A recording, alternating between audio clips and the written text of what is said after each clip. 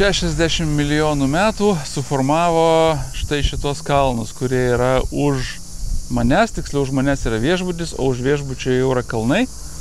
Ir tai yra garsioji graikų meteora, arba jie vadina meteora. Tai yra pakabinta danguje, tai tokia unikalus gamtos darinys, kuriame tokie iš akmens olos iškilę kaip stulpai, kaip nežinau, kaip kaminai, kaip bokštai. Tų bokštų viršūnėse vienuoliai įsirengia vienuolynus. Anksčiau tų vienuolynų buvo 24, dabar viso labo likę 6, bet čia jau jie turbūt nuo 14 amžiaus. Ir 2 moterų vienuolynai, 4 vyrų. Ir tie vienuolynai labai gražiai įrengti, labai gražiai sutvarkyti. Patys atrodo kaip iš paveiksliuko tiek lauke, tiek iš išorės, tiek viduje.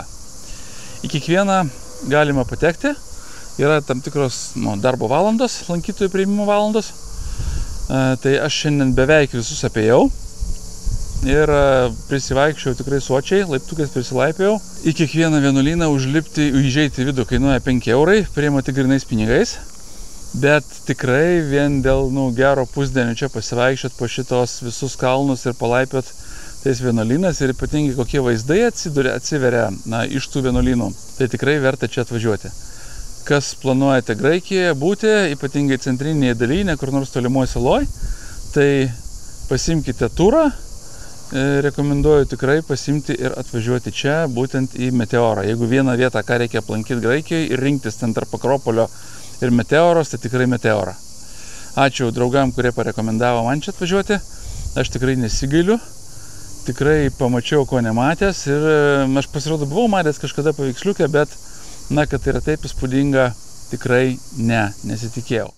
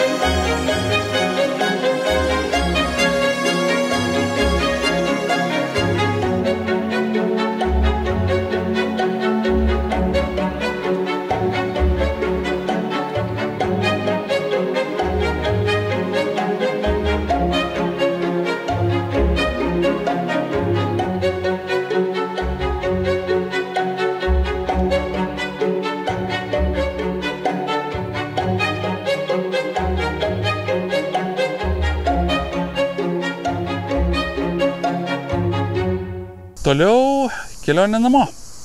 Rytoj pirmadienis, prasideda 4. jau kelionės savaitė. Ir per šią savaitę aš tikiuosi jau beveik iki Lietuvos ir parvažiuoti. Pirmadienį keliausiu į Albaniją.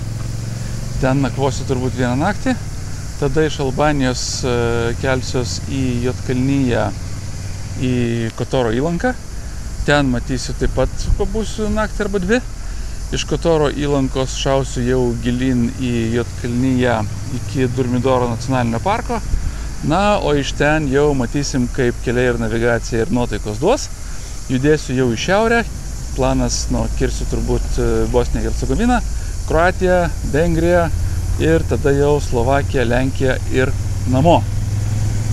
Jau biškį pavargau, bet motociklas puikiai rieda, jėgų dar pilna, viskas kol kas gerai, manau, kad jau bus šiai vasarai kelionės užtenkamai. Ačiū visiems kol kas žiūrintiem, aš einu dar pailsėsiu ir ruošiuosi jau toliau keliauti. Iki.